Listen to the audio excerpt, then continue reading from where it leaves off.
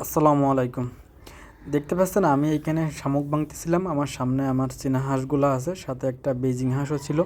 এছাড়াও আমার কিন্তু বাকি আরও অনেক হাঁস আছে, চীনা হাঁস বলেন, পাতি হাঁস বলেন, বেইজিং, আমার সবগুলো হাঁস নিয়ে আমি কাজ করতেছি পরীক্ষামূলকভাবে। তো সব হাঁসগুলাই কিন্তু পানিতে, শুধুমাত্র আমার চীনা হাঁসগুলো এখানে কিছু আছে, এরপর আমার বাড়িতেও কিছু আছে। এইটা আমার মাছের প্রজেক্ট।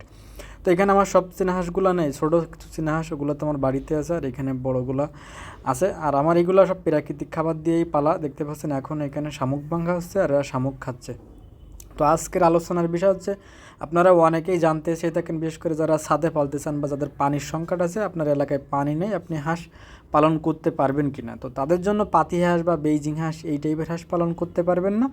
দেখতে পাচ্ছেন আমার স্ক্রিনে যে চীনা হাঁসগুলো আছে, এইগুলো আপনার চাইলে ইনশাল্লাহ ইজিলি পানি ছাড়া পালন করতে পারেন, কারণ এরা পানি পছন্দ করে না, এরা পানিতে যাইতেও চায় না। যদিও আমার প্ল্যানিং ছিল যে আমি পানিতে পালন করব, ওই প্ল্যানিংয়ে, কিন্তু আমি এটা জানতাম না, আমি যখন সংগ্রহ করছি, যে চীনা হাঁস পানিতে যাইতে চায় না, এমন করে পানি পছন্দ করে না, ওরা শুষ্ক জায়গা পছন্দ করে। একদমই যে পানিতে যাইতে চায় না বিষয়টা এমন না, খুবই কম যাইতে চায় বা গোসল করার জন্য হালকা পানি হলে হয়, তবে তেমন একটা পানি রোদের প্রয়োজন নেই, আপনারা চাইলে পানি ছাড়াও পালন করতে পারবেন। দেখতে পাচ্ছেন আমার চীনা হাঁসগুলা উপরে ছিল, আর এখন দেখতে পাচ্ছেন এইখানে যে পানিতে যে হাঁসগুলা, এইখানে আমার বেইজিং আর হচ্ছে আপনার পাতি হাঁসগুলাই আছে। কিন্তু চীনা হাঁস কিন্তু পানিতে লাভে না, বা জোর করে লাবানো লাগে, কিন্তু লাবানোর সাথে সাথে আবার উঠে যায়।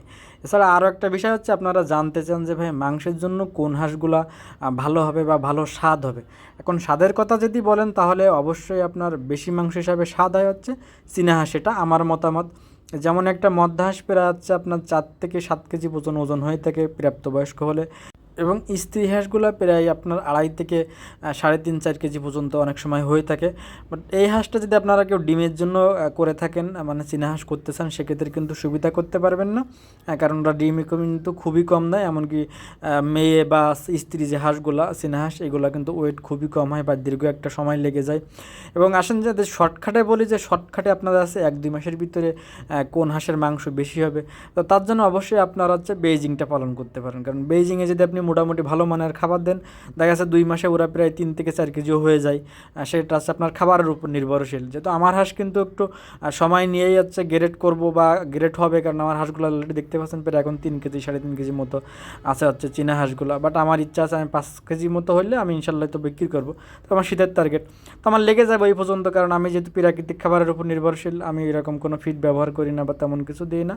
তার জন্য ওদের ওয়েট গেইন ওইভাবে করবে না, ওরা আস্তে ধীরে বাড়বে, তো সেটাও আমার সমস্যা নেই। শুধু আমার খাবার খরচ নেই, আর হাঁসের পিছনে তেমন পরিশ্রমও নেই।